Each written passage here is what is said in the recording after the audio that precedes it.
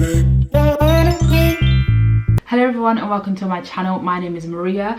This video is in partnership with www.nursingpersonalstatement.co.uk. Nursing Personal Statement is a website that I created to provide additional academic help to the nursing community. So whether that's you wanting more information on drug calculations, if you want me to read over your personal statement before you apply, or if you're simply, on your nursing degree and you're struggling with an assessment or an essay, then make sure you head over to that website because I do have a lot of resources, and I will be adding resources not only onto this actual YouTube video but also onto that website, www.nursingpersonalstatement.co.uk.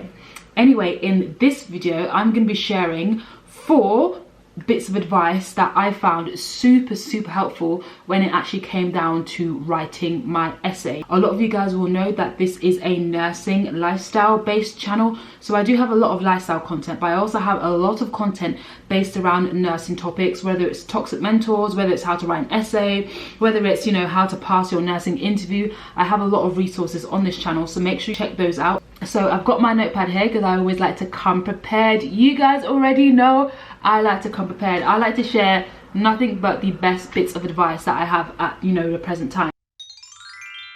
One bit of advice that I found really helpful, that I only really got to grips to understand and actually started to apply, was when I got into second year. And this bit of advice is only do what the essay guidelines are telling you to do. So if the essay says write about a dog, don't start, okay, let me give you guys a more realistic example. If the essay says explore dementia care in nursing practice, then only talk about that. Obviously you may touch upon other topics that may be relevant to dementia care, but don't spend half the essay talking about diabetic care because you know somebody who had dementia and they reckon it was because they were diabetic. Focus on what the essay is telling you to do. And one thing that you guys can one resource that I found so helpful when it came to only doing what the essay asked me to do, is making sure that I understood essay guidelines. Explain is different from describe, it's different from compare, it's different from evaluate, it's different from analyze. So until you know what each essay term actually means, then you may struggle with this topic. And one resource that I found really helpful is actually from the University of Leicester. So shout out to University of Leicester.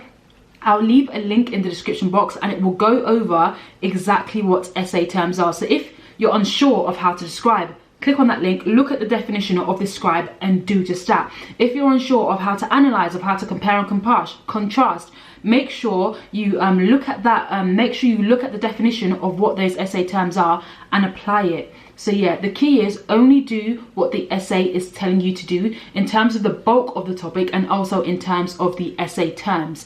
If you find that you know how to compare, or you know how to analyze, or you know how to describe, but you're unsure of how to start your sentence or how to start your paragraph, then I would also recommend just basically Googling sentence starters examples. I'll also leave a link for that in the description.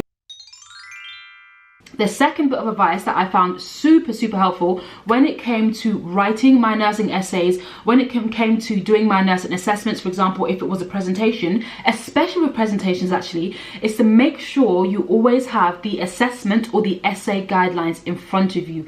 Like, this is actually key. Even if you're just doing a bit of light reading, have the assessment guidelines beside you. If you're just drafting the structure, have the assessment guidelines beside you. If you are actually writing your essay or practicing your presentation, make sure you have the essay guidelines beside you, because that will help with the first tip that I gave earlier, to only do what the assessment is telling you to do, but it'll also help you in terms of when it comes to structuring your essay.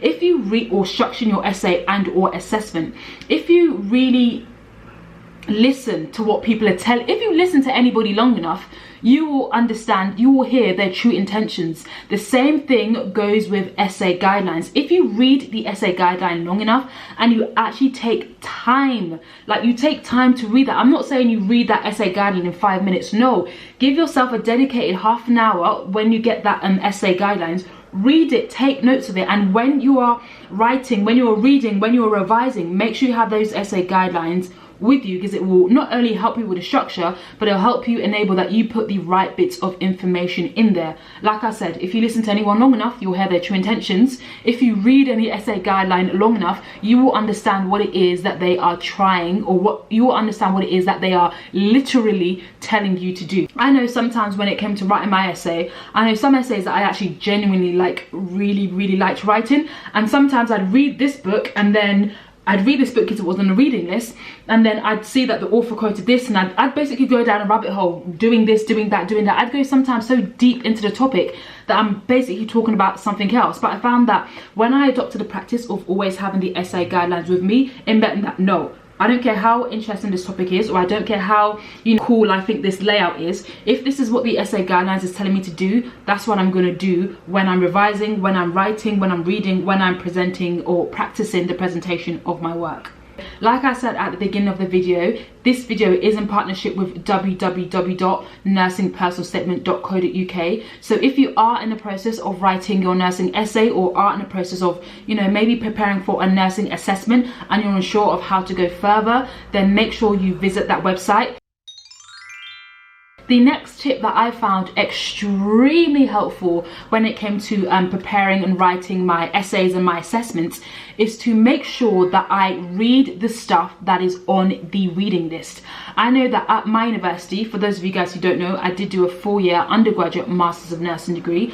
I know that at my university, with each module, we'd have like a reading list, and within that reading list, we'd have an essential reading list. And I noticed that when I started to actually like proper read what was at least on the essential reading list, it made writing my essay, it made preparing my presentation so much easier. It made it so much way better, easier. Like, it made it, any word that you can say that would like describe easier, better, faster, quicker, it made preparing my assessment, it made writing my essay easy. It actually made it easy. And I'm not going to sit here and say every time I read the stuff that was in the essential reading list that I got 100% all the time. No, that wasn't the case. But it just made the process of preparing my presentation, the process of writing my essay easier. So read at least the essential items on the reading list, because I know sometimes the course presenters or the module leaders, sometimes they're adding like 50 items on there, and you're thinking, have you even read it? Chances are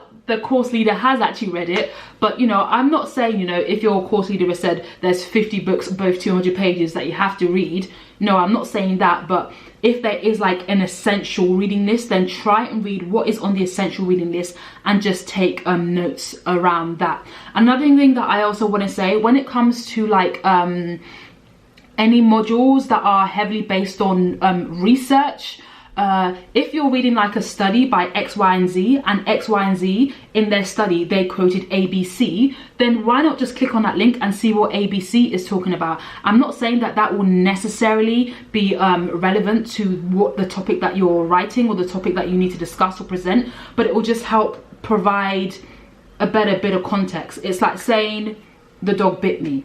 Yeah, okay, the dog bit me. Okay, but the dog bit me because I attacked it. Okay, that's why the dog bit you. Looking at other sources that the main body of work is presented or has like included in their work just helps provide context. And I'm not saying include it in your essay or include it in your presentation, because it may not be relevant, but sometimes it is genuinely just interesting. But like I said earlier, try not to go down into a rabbit hole of clicking on this and clicking on this and clicking on this and clicking on this. Having your assessment guidelines with you will help you to stay on the right path. I'm not going to say it works 100% of the time, because really it comes down to you and, you know, how you want to go forward. You could have your essay guidelines, but if you're not referring it back to it every so often, you may just end up making the same mistakes that you've done before, or you may not really, all these tips may not be as helpful for you. So yeah, I can tell you these tips, but unless you guys actually practice it, it's useless. You can bring the horse to the water, but you can't make it drink the water. One last tip that I want to share with you all when it comes to writing your nursing essay or preparing your nursing assessment is get the heck on with it. Just start, literally just start with a simple title. If you don't know what title to put down, the assessment guidelines, whatever is on the top of there, so if it's dementia care and nursing practice, just let that be the title of your essay or of your presentation. Just start, get the heck on with it. And there's nothing wrong with asking people for help. There's nothing wrong with asking your colleagues, not your colleagues, there's nothing, well, maybe if you're already working as a nurse and you're doing like a CPD course, or you're doing like a part-time course at university, then yeah, maybe your colleagues. But there's nothing wrong with asking your colleagues for help. There's nothing wrong with asking your classmates for help. There's nothing wrong with, there's nothing wrong with asking your course leaders for help. There's nothing wrong with coming to YouTube and watching any more of my videos. If you need help, get the help and literally just get on with it. And don't say because, oh, I'm gonna ask Jasmine what she did and how she did it before I start my essay or before I start my presentation. No, just start. Literally just start. Anyway, I hope you guys found this video very, very helpful. If you do need additional support, then make sure you go back onto my channel page, because I do have a couple of videos centered around how to write your nursing essay, or how to write a really good or prepare a very good nursing assessment. If you feel that you would need additional help, then make sure you visit my website www.nursingpersonalstatement.co.uk. Anyway, thank you guys for watching this video. I hope the traffic in front of me wasn't too much, and I'll see you guys in my next video. Bye.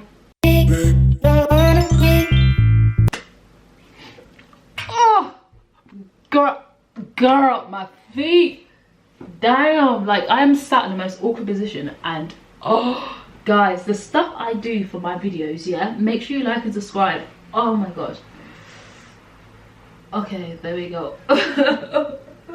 Literally in the most awkward position, but hey ho, we thank God for yoga. Bye.